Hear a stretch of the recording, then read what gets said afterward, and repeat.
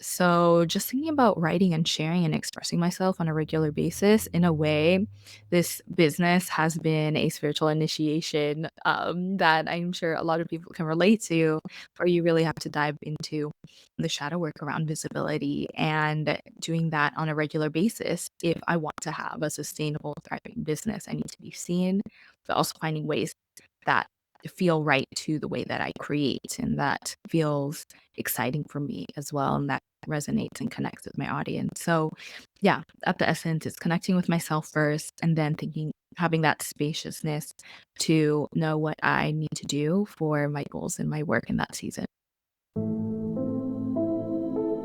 Welcome to Big Crystal Energy, Season 3, the Veil Season. I'm Ashley, and I live at the threshold between medicine and magic, between the visible world and what waits just beyond it, between the person I present and the witch I am. I've learned something. The in-between isn't a problem to solve. It's a place of power. This season, we're exploring the veil, where Victorian women spoke for the dead, where fairies guard the crossroads, where glamour becomes armor, where you stop apologizing for being both things at once. The crystals have always known the way through. Let me show you. Friends, welcome back to Big Crystal Energy. Today I'm joined by Isabel Bagsik. Isabel Did I say it right? Isabel Bagsik. Close. Bagsik. Yeah. Okay. You guys, I'm sorry. No worries. She's the creator behind Unconventional Bliss. Isabel is a beautiful, soulful brand oracle, creative director, and witchy creative based in the San Francisco Bay Area. And I originally connected with her through a brand and marketing group we're both part of called Witch and Famous by the amazing Captolia. One of the things that really drew me to Isabel was her interest in building community with other witches and magical creatives, which is something I've been thinking about so much lately. I live about an hour and a half from the San Francisco Bay Area. And where I live, there really isn't much of a visible witchy community, at least not one that I've found yet. And I'll be honest, as much as I crave that kind of magical community, I also feel very overwhelmed by the idea of creating it myself. So today, I just want this conversation to be really free flowing. I want to talk about witchy community, creativity, spiritual business, intuitive offerings, and how we can let spirit guide the work we're here to create. Isabel, welcome to Big Crystal Energy. I am so happy to have you here. Thank you so much. I'm so excited to chat with you, and I'm so glad we got to connect and can't wait for the conversation today because the things that you are naming, I've been definitely reflecting on and can't wait to go into it with you. Oh, yeah. I mean, I was just sharing with Isabel prior to hit record that I was recently at the Spirit Northwest conference in Portland, Oregon, and how I was just, it felt so good to be part of a community of like-minded people that have similar interests, and that your baseline is like, you already get it from the baseline. You don't have to explain anything, like everybody kind of just gets it. And so I'm like really fired up to have this conversation because it's just been so present in my mind lately. So I feel like this conversation couldn't come at a better time for me personally. And that's what I love about the podcast, because when I'm going through something, I can find amazing people like yourself to talk with me about it. Yes, can't wait. So, yeah, so I would love to just kind of start with your story. Like, how did you come into identifying with this work and helping others express themselves in the world? Yeah. So I've always been creative. And I would say that in the years that I've been facilitating events and community spaces, a lot of it, I could say as early as high school, where I was a student leader for a community service club. Then I went on to university and became a student leader for the Filipinx American community. And I feel like in college was really where I developed and refined my skills of creating programming and events, workshops, collaborations, marketing our events to new students, collaborating across organizations and other multicultural orgs, and weaving in social issues, cultural identity, wellness into the mix as well, and how we can come together in community spaces in vulnerable and courageous conversation to deepen into our own identities and learning more about that. So, a lot of that has been woven into just my personal interests and passions that still are the DNA core essence of the work I do today. And educationally, I studied design and cinema and digital media, and luckily have continued that work in the design and marketing industry in my professional life before I was in a 9 to 5 doing that work as a designer and art director. And I have the privilege of working on projects for high profile companies, celebrities, and influencers. And now excited to take all of those experiences to supporting practitioners, mystics, creative, social impact leaders, and organizations.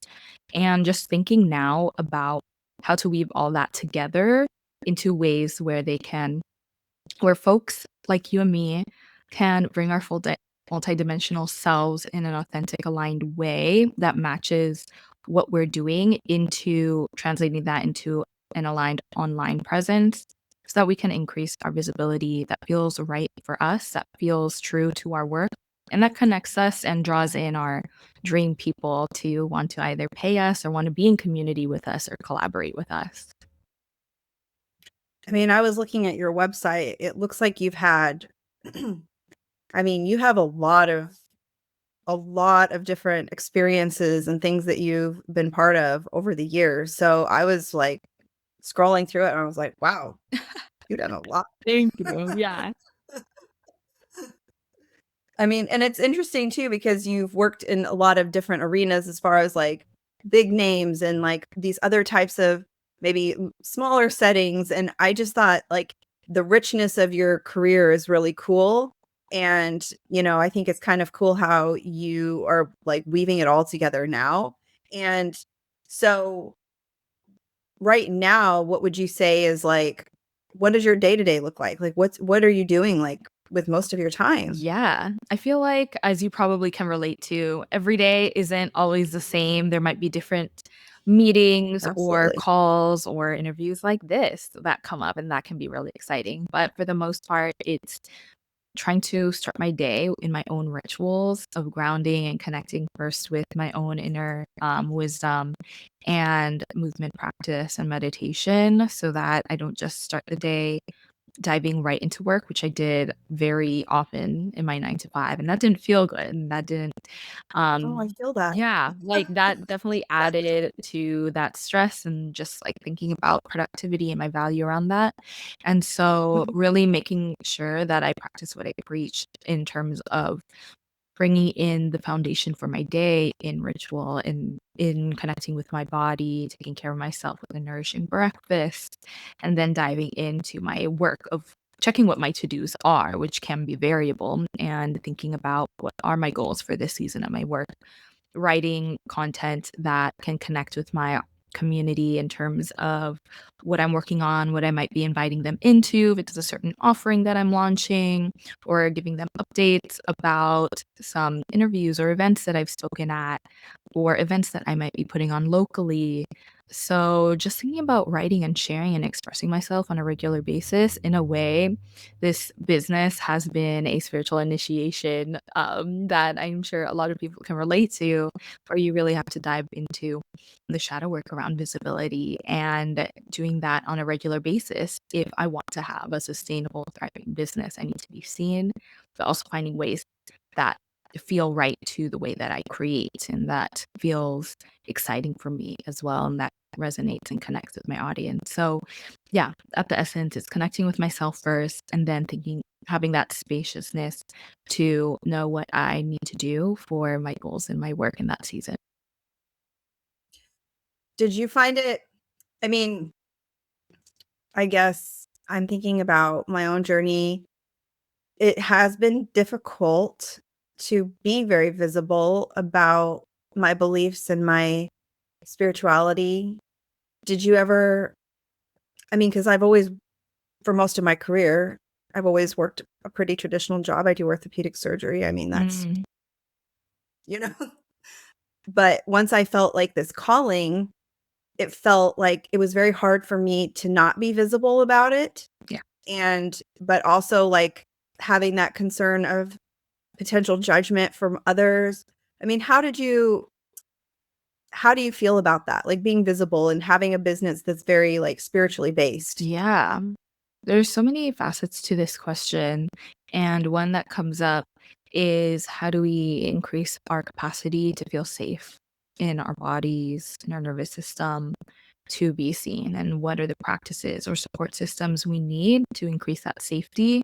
Because if we don't feel safe to be seen, then it creates that roller coaster of emotions, of this pattern of ghosting our audience and coming back, then feeling scared, then ghosting again. And that doesn't Mhm. create a strong foundation for what you might want to be working on. And another thing that comes up in terms of this question is a personal experience where a couple of years ago, I needed surgery to remove a cyst on my ovary. And I was working with a mentor who has a background in doula work, and I learned about the structural mirroring of the vaginal canal and the vocal cords and the energetic symbolism and connection between the two, and how the womb is life creation, a life force energy, Mhm. and the voice is expression. And at the Mhm. time in my 9 to 5, I was holding back. I was focused just on my 9 to 5, but I was holding back a lot of my true creative potential and ideas, and comparing myself or just wanting to do what my peers and other people I was following, like, wow, Mhm. they're doing these things. I have all these ideas, but they felt stuck and blocked, which I Mhm. do believe it manifested into this thing that grew that needed to be excised out of Mhm. me. And so from Mhm. then on, it was deep reflection of taking care of my body and slowing down in the recovery process, as well as this vow of I'm going to honor my creativity and my voice from here on out. And then a few months later, I get laid off from my job. And, it was actually, surprisingly, this feeling of lightness and excitement. I was being told that I was being let go. Mhm. Like, it's now time to do my own thing. And so much Mhm. has opened up of doors, opportunities, and growth and quantum leaps because I took that risk on myself, the energy, the skills, the work that I did for other clients, celebrities, influencers, and Mhm. now into me. And it took time to work on my own nervous system, my own inner work to feel safe. And now I've been able to create this comfort now, even though it might have felt uncomfortable to share my work on LinkedIn in a place that doesn't feel like the typical space to talk about these mystical kind of services. I'm Mhm. like, we need more of us in those We do. corporate kind of settings. Absolutely. And because I was sharing regularly over there, actually one of my past coworkers who also got, I think, laid off in the same batch as me, saw me showing up regularly, kept me at the top of mind, and actually invited me to become a freelance designer for the company she was at. So you really never know what doors will open if you have yourself top of mind for people, because a lot of it isn't just traditional, or a lot of opportunities really is, can people remember you? And are you Mhm. talking about your work, your perspectives on a regular basis? And it doesn't mean every single day, every hour, but what is that consistency, frequency like for you, where you can devotionally show up and share your work and let people see you? Oh, yeah, that's so interesting. I love that okay, so you had the cyst and then you had it removed, and then it was that connection to your voice, and then the layoff happened, and then you really were able to use your voice, and I love that arch because I mean, it really strikes a chord with me because I think back, like, my situation is different, but I mean, I had my son, he's almost 4 now, but, it was like the second that almost like immediately after I had him, it was literally like this voice was like something I have been holding myself back so many years. I've been hiding all these things that I truly feel passionate about. And then once he came, like once I delivered him and I knew that that was going to be my last child, it was literally like a voice opened up for me too. Mm. So that's so interesting, that connection, because I never really put the two together in that way that you're describing. Yeah, that's so cool that you had such a clear message in this like very felt sense. And it's interesting when we can listen to our bodies in these interesting intuitive ways, of course, in the nature of Yeah. the work that we do, that it can messages or answers that we might be struggling to find can come through remembering to connect with our intuition, our bodies in this way. I mean, and I think people like probably like yourself and like me, high achievers, Yep. people that are always going after things Yes. and, you know, to have this sense of, I know for myself, like I had this sense of like, well, I should be happy because I have on paper every single thing that someone could want. I have a Mhm. family, I have a husband, I have my home, I am able to do all these things, but inside I was absolutely miserable. Right. I felt like I felt like I had nothing, even though I really had like everything. I had nothing because I didn't have my true sense of self. And that's so incredibly important. And I have just realized that so deeply over the past 4 or 5 years. Yeah, that's so interesting to think about. Like, okay, we may have all these things, but the thing that you're holding back on is going to keep nagging at you until you give it attention. So that is really interesting to put it in that way. I mean, we all think, I mean, I know that when I grew up, like the conversation was always, you need to go to school, you need to make sure you have a job, you need to make money. It's always money, money, money, money, money. So then you think, like I thought, well, once I get this career and I can have this particular type of income, then suddenly I'm going to feel fulfilled and happy. Well, actually, that's not what it's all about. Like the fulfillment for me comes from having a spiritual practice, creating this podcast, getting to speak with incredibly wonderful people like yourself. That's where the fulfillment comes from. Mm. Yeah, that's You know, huge. that like that acknowledgement, and then also just like the community aspect of like finding other people that have similar interests. Yeah, I've been reflecting on that too, on what does this fulfillment look like? And yeah, a lot of it is like people are reaching to have these goals of financial abundance. And then in my own personal work around finances, it's what does money open up for you? Is it the sense Mhm. of relaxation because you have access now to certain resources? Is it a sense of like, oh, you now have resource to go on vacation for adventure? Like what are the actual emotions that money opens Mhm. up for you? And can you then in your current life before those goals that you have, can you access those feelings now in maybe like an accessible way in your every day? And maybe it's like finding community that we're talking about. And how can community open up those doors? And maybe that is what it could actually lead to financial abundance that you're looking for when you kind of follow that thread of the emotional Mhm. alignment. Absolutely. So I know that one of the things that I think we really, honestly, my life has been so chaotic over the past several months. I don't even really exactly remember, but some conversation came up about community building within the Witch and Famous group. And then I think you had said that you were in the San Francisco Bay Area, and I was like, "Oh my gosh, that's amazing." What does like a witchy community mean to you? And like what does it feel why does it feel important to you right now? Yeah. I think what that looks like is a space where people connected with or curious to explore these intuitive gifts they have, whatever background they might come from, or culture they come from, or how they call themselves.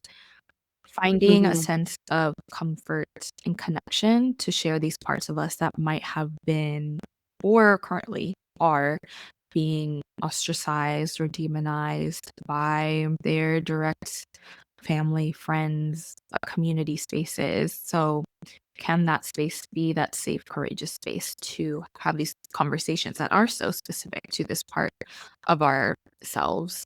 Um, and whether they are entrepreneurial based or more for those who are hobbyists. Um, Mhm.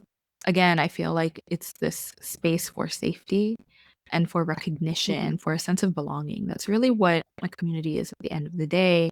Can you feel a sense of belonging with other people who can relate to you? And you kind of touched upon this too, where you don't have to explain yourself. There is that Mhm. baseline of understanding of certain experiences.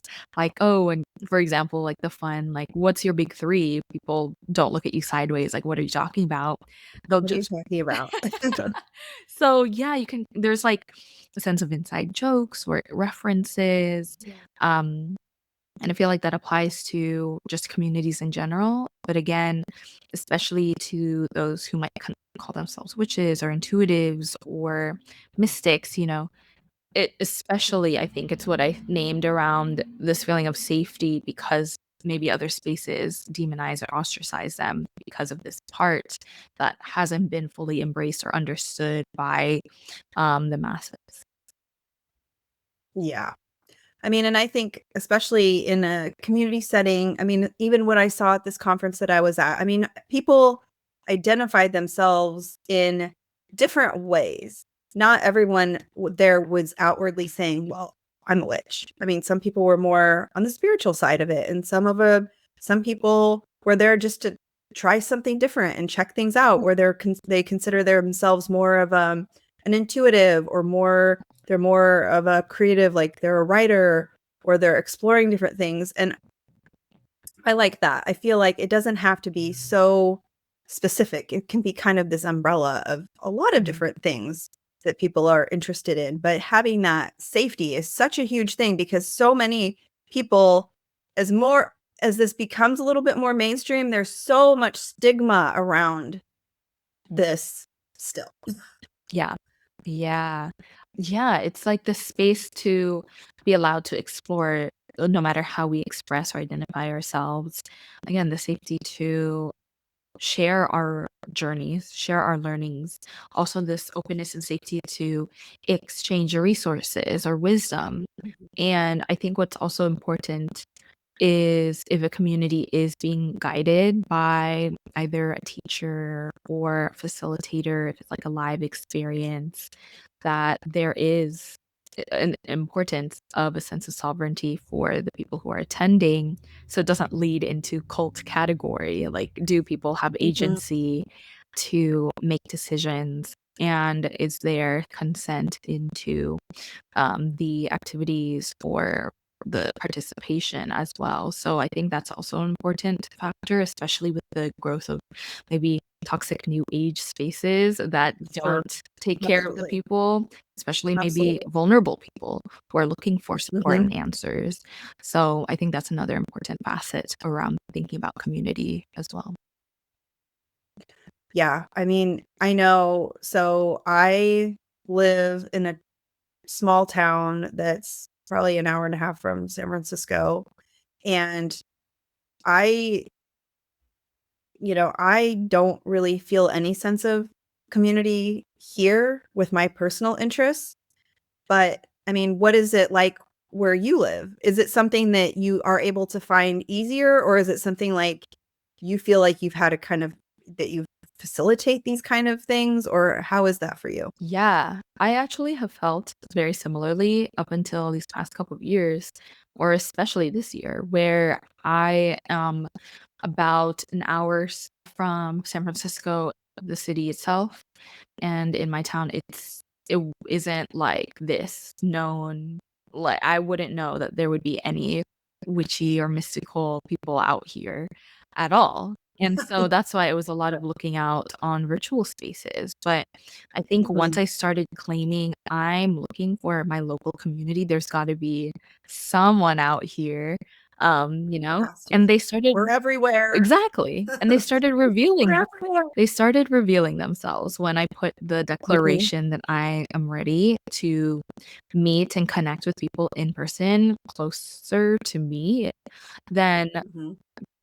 they started coming out of the woodworks. And sometimes if I've often said this and I've also experienced this myself, if there is a space that you're looking for and you haven't found it, it's probably because you're supposed to start it. So, Yeah. yeah.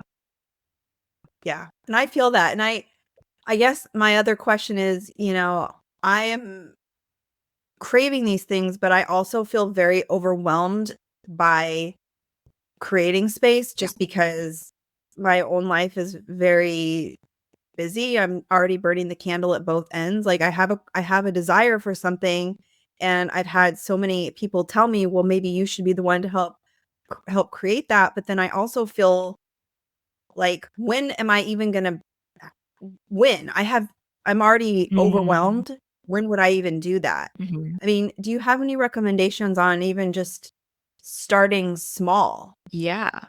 So, I felt like it would be an huge undertaking.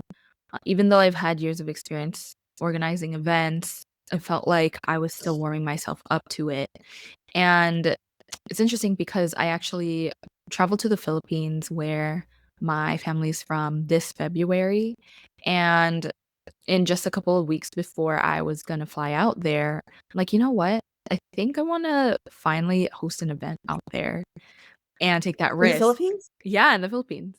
And Where, just quick, where, I mean, I just spent almost the entire month of March in the Philippines. oh, So yes. Oh, yeah. where is your family from? My father is in Pasay, so in Manila area, and my mom is in a Mhm, province, Bicol.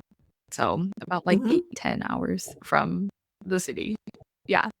Oh, wow. Okay, so you decide that you wanna do something there in the Philippines. Yeah. Okay, that's amazing. Yeah. So I'm like, you know what? I want to do this. But it was only a couple of weeks before I was going to fly out there. And it was actually the easiest thing.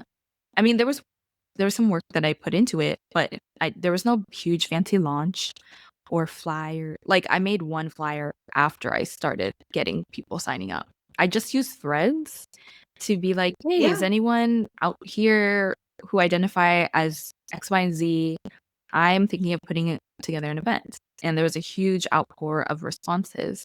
And so, that's amazing. yeah, and then I had about, like, 20 sign up, like, applications, and then about 8 total showed up live, and I feel like that was such a great, lovely, intimate number for my I first love that. event, internationally in this cute Totally. restaurant. We had the So 2nd floor to cool. ourselves, and eventually one person became a client of mine after I Oh my yeah. gosh, that's amazing. So, it was, like, one of the lightest things that I did was just it was kind of like a mix of market research and, like, putting feelers out there on Threads. No need to design anything or overdo, like, a sales there no sales page, like, just put a few posts to get people interested, and then I made, like, a sign-up page for more of the logistical things, and then reached out to different venues, and yeah, that was it, and so there's that of like, oh, in just a couple weeks, in just a few posts, I did my first international event. And then another even easier, like, okay, how much easier can it be? Because I was allowing myself these easy steps to get back into launching more events and more community events. Last November, I'm like, okay, how really easy can this be? I was overthinking venue, money, like all these things. And I'm like, you know what? I'm gonna host at my family house and invite a couple peers to come over, have a very simple, like, flow of, like, potluck. I don't have to have so much money for food. People are gonna come and share. There was, like, 5 of us total. It felt really powerful, it was emotional, it was huge for everyone who showed up and connected together, and they were my peers who I knew would create a great experience together. We had great food because everyone shared with tasty treats, and it was just, like, 3 hours together hanging out in my family home, and they loved it. They loved that it was in my family home. So, I'm like, "Is this weird? Like, it's not in a cute, fancy, like, venue." But no, like, how easy can you make it for yourself with the energy and capacity that you have in this current season of your life? And then as you let each experience occur, you'll get information of what you wanna refine or do better or do differently. And Mhm. one last example I did recently, was my Pleasure Philosopher Salon for mystical entrepreneurs. I did it at my local library, and I just, again, pitched it on Mm. Threads and did like one carousel post and then no sign up page, just like DM me and I'll send you the address. And there Oh was, my gosh, that's amazing. yeah, there was 4 of us, but it felt so cosmically aligned and like just a great starting group for something that I'm experimenting with. So how do you remove that pressure and just let each thing be an experiment to lead one after another? Okay, I'm feeling very inspired now, and, Yay! I am, because 'cause I'm just like, my wheels are spinning. I'm like, "Okay, well, Yes. I mean, I could even just do something at, like, the coffee shop that's Yes, down the street, you know, and have a few exactly. people pop in, and we can hang out and chit chat and have coffee, and it doesn't have to be some big thing." I think I just get so in my head, because like, one of my dreams is to I would love to eventually host a retreat, but I Mhm. feel like I wanna but I've never done anything like this before. I mean, so I wanna start doing something small to kind of dip my toe in and see how I work in facilitating something like that, because I've never worked in that capacity before. But, I mean, you have to try it. You never learn unless you start trying it, and it's not gonna be perfect the first time, Exactly. you know? Oh, yeah. We have to learn from the things that we liked, that we didn't like. Yeah, I love that idea of just popping into a coffee shop and inviting some people like, "Hey, you can even do the traditional, like, put a flyer on the coffee shop bulletin board or something." And I think one of my past mentors even said when she was starting out, she put, like, a little sign at while she was working at the coffee shop, like, "Free tarot reading," and just had people come up and hang out, and I think got some clients when she was starting out her business 15 years ago. So don't underestimate real live people interaction because I think especially these days, people are yearning for that now, like in-person space. Absolutely. I too was also thinking about just your cultural background. I mean, the Filipino folklore and the mysticism of the culture is so fascinating. I mean, I really went down some major rabbit holes while we were on our Ooh. Yeah. travels, and I just had a woman named Anima. She came on the podcast, and we recorded a whole episode about Filipino folklore, which I can't wait to release, because she was so knowledgeable. She has her own podcast about it. I mean, so I feel like, even within like all these different cultures, like there's so many fun, cool aspects of creating community. And we have this like sometimes we don't necessarily think certain things, like people of I mean, I didn't know when I went to the Philippines, I didn't really know what to expect, and then I go into a bookstore and there's like this whole shelf of like all these really amazing witchy books that I love, and I just didn't really know. I didn't really know what to expect, but it's like it really is, these things that we enjoy really are everywhere. Yeah. Oh my gosh, I relate to that so much because I'm like, are there any mystical creative people out in the Philippines who are my peers? There are. Because and then I put it out there and like and people like responding to it and then meeting these people. I'm like, wait, this is so cool to know it's not just in my bubble over here in the Mhm. States, but it's like they're everywhere. And to know that they're in my home country is like so cool to also create those connections personally too. Did you live in the Philippines when you were Very, younger? very short, like months. I actually moved my family immigrated to California before I was 1. And Mhm. um but I would travel back every few years throughout my life. Mhm. Yeah. I mean, as a side note, that was a very going there, because my husband's Filipino, like going there and experiencing the culture and the country and all of it was, I mean, it was very eye-opening and it was a very incredible experience. Mm. Yeah. Because I think a lot of it too is that, I didn't really grow up with I mean, I grew up in Nebraska. I mean, everybody's just like white and same, Yeah. and we don't have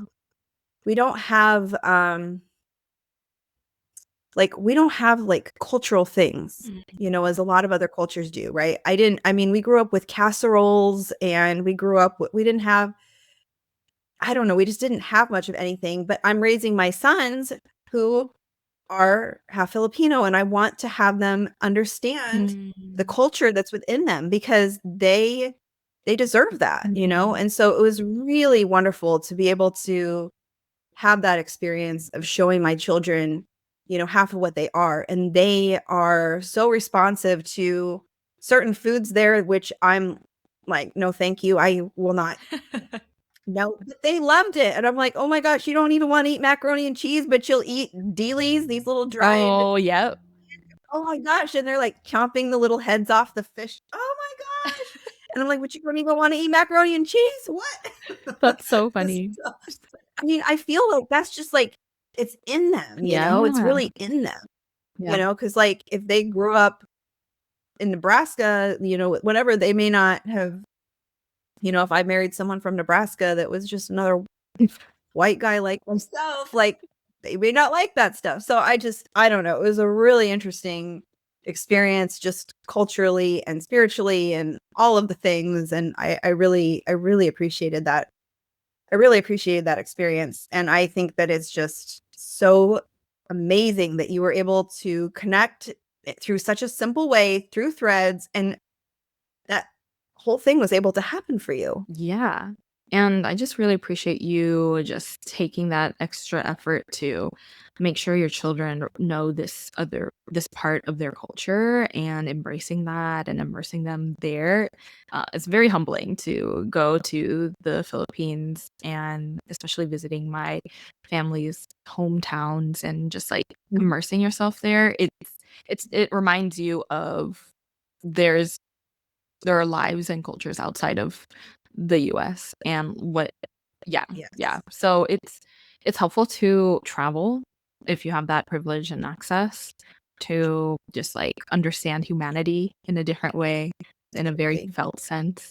But, yeah, the Philippines has a really strong especially I feel it strongly when I'm in my mom's province, this deep connection to nature and the volcano and mythology out there. So, yeah, that's also so cool that you're diving into the mysticism, the folklore, and the Love it. mythology. Yeah.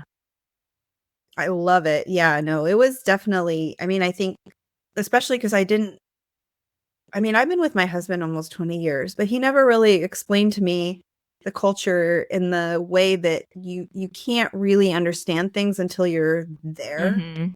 and experiencing it, and it really I really came home with a big sense of gratitude for how privileged we are and how, you know, I know not everyone has it easy here in the US, but Right. how easy it is for us and our accessibility to things and all of that. I was just like, I had such a huge sense of gratitude, you know, Yeah. for all of it upon returning.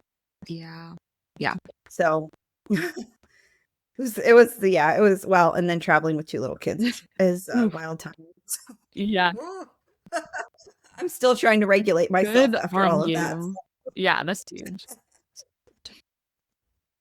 Yeah, I mean, I think just tapping back into that, I think sometimes when I think about potentially creating a community of my own, I'm like, well, you know, am I going to burn myself out about it? But I love the way that you're saying, like, you don't have to, in your mind, you don't have to create something that's so big. Right. And you don't have to do something that's like, you don't have to meet every month or every week. Like you can set it up however you want, really. Exactly. Yeah. And when I think when we step away from, oh, it has to be this extravagant, like checking our ego, why do we want it to be like that? Or can we remember Totally. what is the true intention of why we want to create a community?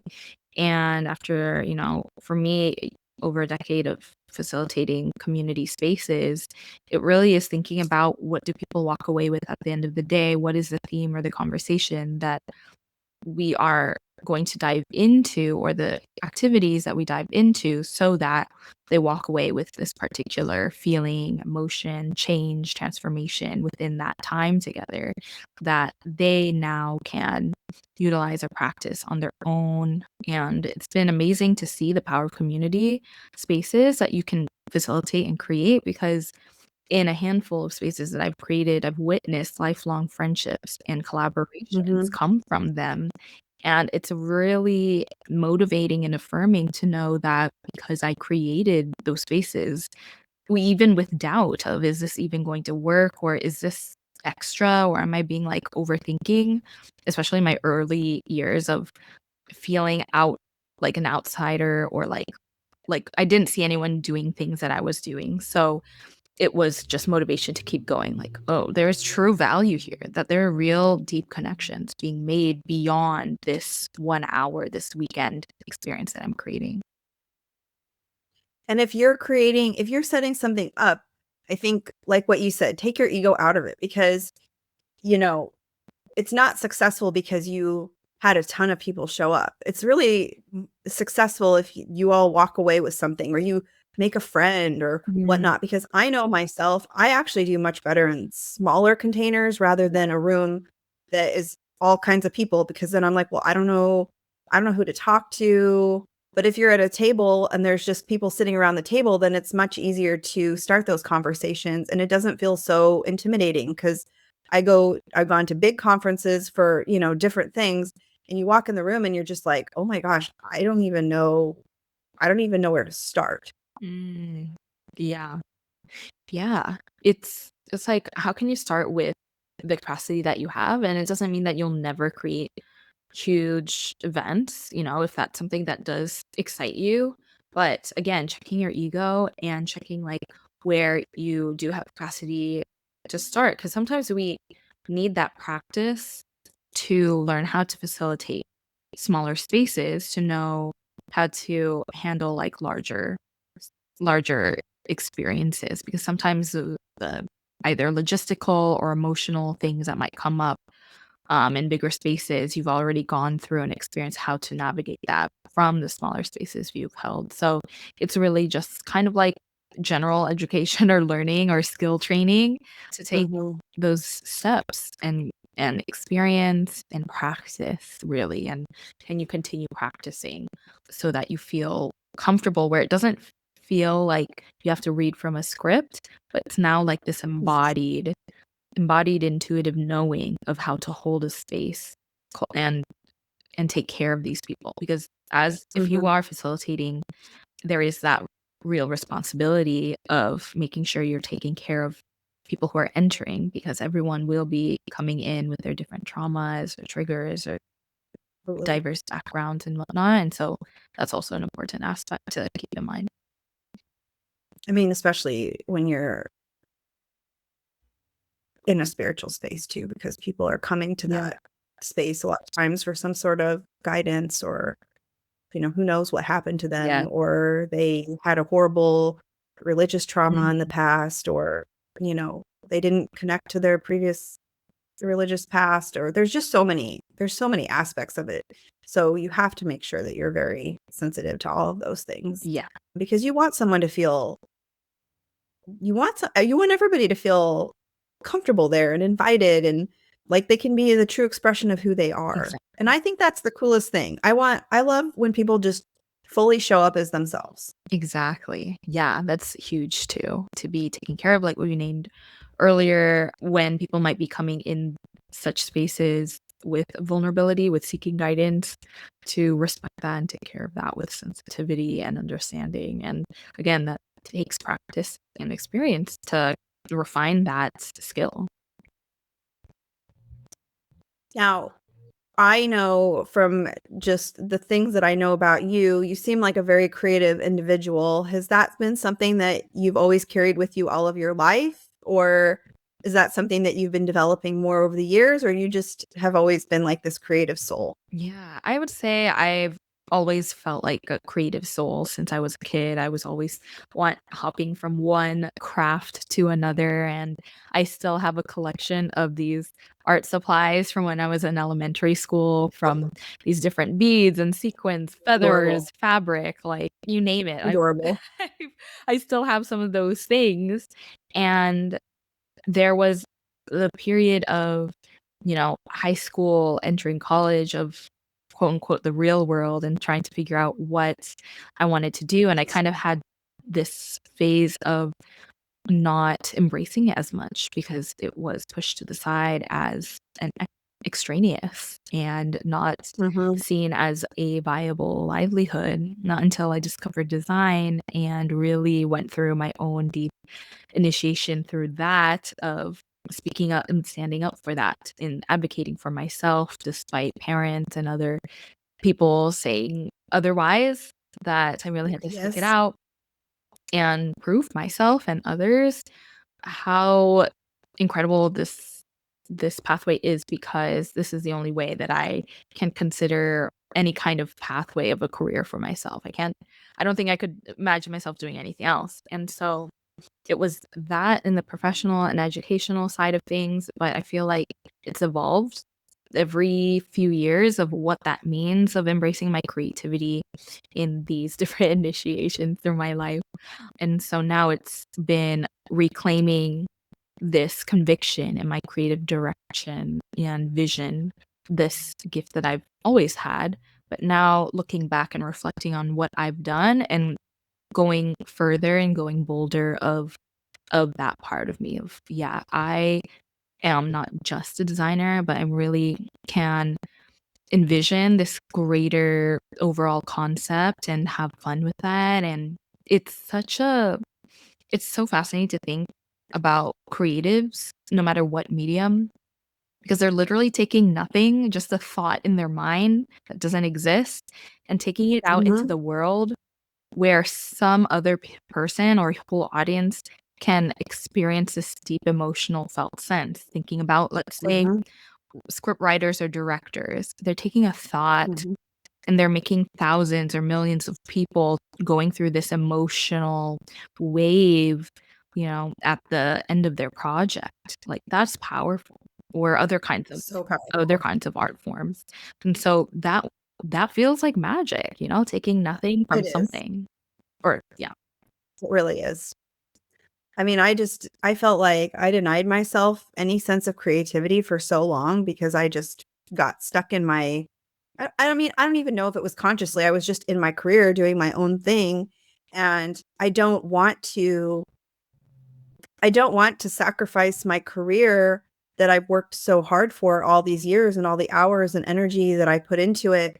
And so now I'm really sitting with how do I take the things that I love and like the creativity inside of me and translate that into even my work, like my regular work every Mhm. day. Like how do I transmute that into my energy for my current patients? How do I transmute that into like the way that I mean, because ultimately at the end of the day, I am considering myself a healer. I mean, I Yeah.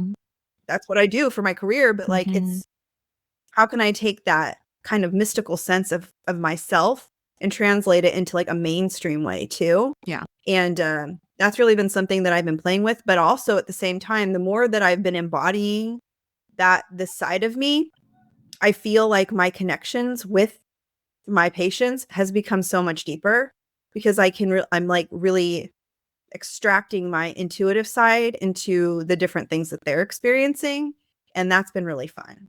And I think it just kind of takes our career that can sometimes you get kind of burnt out on things or you feel like you've been doing the same thing forever, and it's kind of revitalized it for me in a sense. That's huge. That's amazing. I'm glad Mhm. that you're finding Yeah. ways to access that part. Yeah, because I mean, at the end of the day, I think, we have our careers and the things that we're doing, but for me, like, I wanna have fun. Yeah. Like, I think fun and creativity is just, like, so important, and if we're not having fun and we're not expressing ourselves, like, what's the point? Like, we're here to be, Mhm. dynamic human beings, and I wanna have fun, and I want to infuse my day and the people around me with joy and fun, and I like being quirky, and I like being, whatever, and I was so scared to be honest about who I really am, but then I was like, "You know what? I'm gonna stop being scared about this, and I'm just gonna do it and see what the response is," and honestly, I think we think that it's gonna be so awful, but people oftentimes are so much more understanding than we expect. Yeah. Ugh. Yeah, that's huge. That's also what I've been reflecting on in my own work too of and the medicine that I need to take for myself of having more fun and creative play and Mhm. practicing that. Like that I had such a huge block in my own creativity and it took so much work to devote myself to finding these different pathways of creative play and fun for me to finally feel that again. And I'm like, oh, that really is the key to the visibility work that I'm guiding folks through.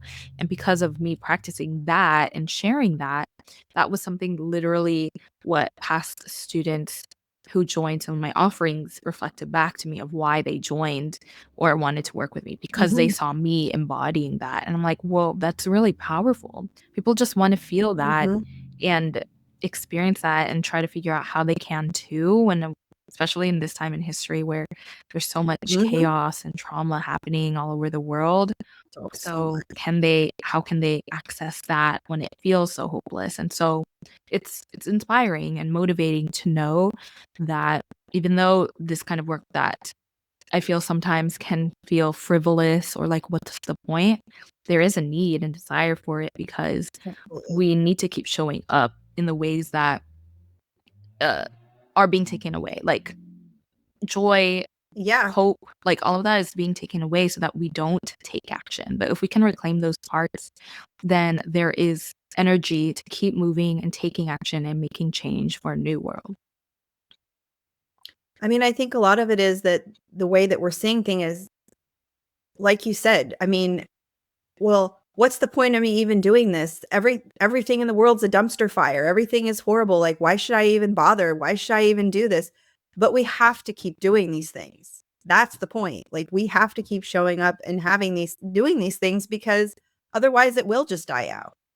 Yeah.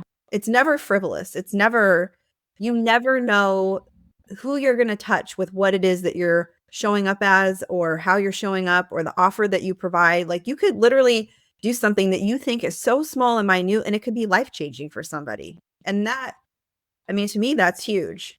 Yeah. I'm thinking about like human history, creativity of cave paintings and oral storytelling Yeah, and just these different forms of expression has been embedded in humanity for so long. And so how dare we, deny that part of ourselves that has mhm. always been there. So, Isabel, I would love for you to share with us what things that you're working on right now that you're really excited about. Yeah. Well, thank you again for having me on this incredible Of conversation. There course. was so much that came up. I'm like, ooh, that was so good. And I, Yes. yeah, I'd love to stay connected with folks who are listening. I'm on, Absolutely. yeah, I'm on Instagram at Unconventional Bliss, same on Threads or my website. And what I'm working on right now, I have my Sensual Selfies for Socials 2-week workshop series on how to DIY your own brand photos, where you can save thousands of dollars by learning how to do this yourself and really matching the depth of your magic and expertise to your online presence, where your dream people just can immediately connect. Because I believe the saying, picture is worth 1,000 words, and when you can translate that Totally. into your own photos, you can bypass sales calls and inquiries and objections with matching how you show up online with what you're trying to invite folks into. And it's been so powerful to witness who has gone through this and what has changed from personal life changes, like using a selfie on a dating app and finding a new partner to updating their website after using only stock photos for over a decade.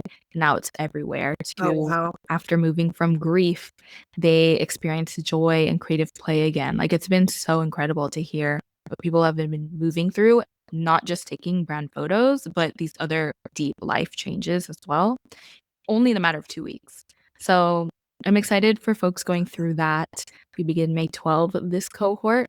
But if you don't jump in on that, I am going to continue sharing my offerings on Instagram and my other social platforms. So if any of this resonates, feel free to slide into my DMs and say, hey, of what stood out to you. I love replying, making this a two-way conversation.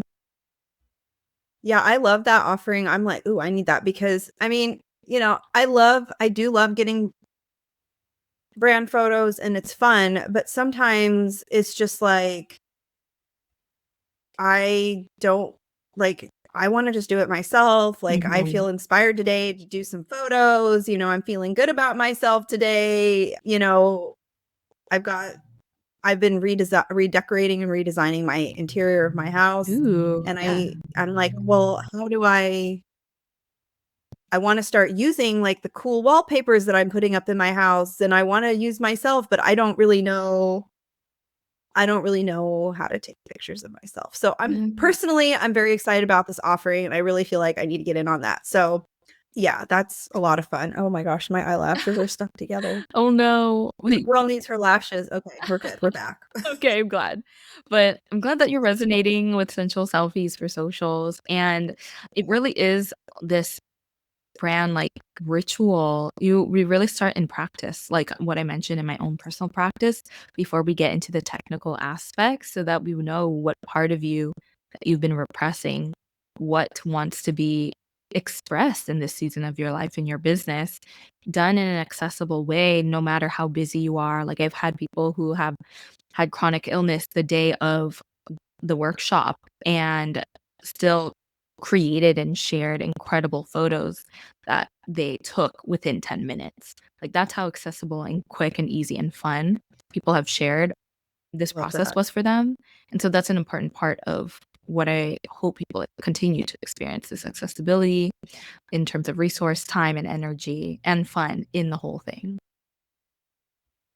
Yeah, because I think just speaking to this particular offering, a lot of people, you know, don't really like getting their photo taken Mhm, or they feel awkward mhm. or whatever. And I feel that way too. I'm going and I'm like, ooh, how do I hold my body or Right. what do I do? Or how do I even translate to the photographer the type of images that I want? Mhm. Or I feel awkward like trying to move those ways in front of other people. But if you're kind of just in your own space, it feels a little bit safer.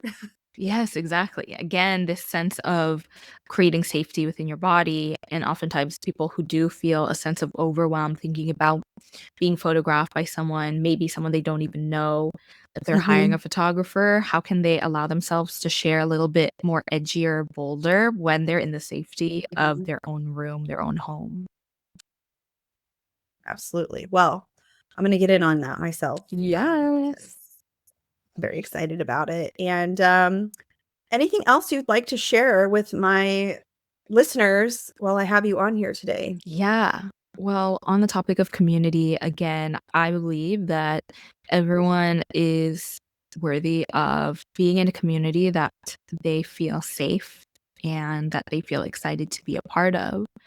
Maybe not everyone is someone who is like leading community groups if you don't have the capacity or desire or whatever that may be. So keep an eye out whether it's looking to attend as a participant, because I also love being a participant myself, or brainstorming what are you looking for in a space that you haven't seen yet? And are you that person to create it? So just reflecting on that, and that it is possible to find your people no matter what niche or part of your life you're seeking connection and belonging for. They exist, they're out there, whether virtually or in person. And let each step that you take, each curiosity leads you to that next right action. And I'm excited for you all listening to find that right space for you. I love that.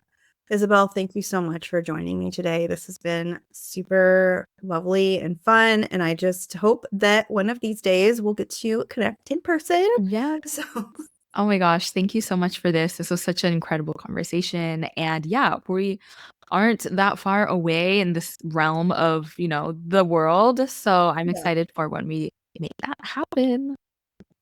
Yeah, so I was looking today, something just popped up in my email, and so the San Francisco Crystal Fair is gonna be in at Golden Gate Park in the Ooh. summer, so I'm like, "Okay, I'll reach out to you when I'm, like, over in that direction Yeah. for the Crystal Fair because it's really fun." One always needs something new and sparkly. Yeah. Oh my gosh. I didn't know about this. Yeah. Please let me know when that happens. Yeah, it's really cool. They do these crystal fairs like every few months. I haven't gone to one in a while, but because I always spend too much money. It's very real. I get it. Yeah, I'm like, "Ooh, I need that, and I need that, and I'm that." And my husband's like, "But do you really?" And I'm like, "Don't ask." Yes, I do. Yes. He's very I'm very fortunate. He's very supportive of me in all my ways. Mm. He gets into it too. He's like, maybe I should be a buyer of all these things. I'm like, no, no, no. You've got enough going on your own. You don't need to get involved in my stuff. This is my Oh. world. You do your world. Oh, that's so funny. All right, Isabel. Well, thank you so much. You guys, I'm going to put everything in the show notes on how to connect with Isabel. And if you have any questions about any of this, you can just send her a DM. I am sure she would love to chat with you. And if you're in the San Francisco Bay Area, hey, reach out to us. We want to meet you. All right. Have a great night. Bye. Thank you so much for spending this time at the threshold with me.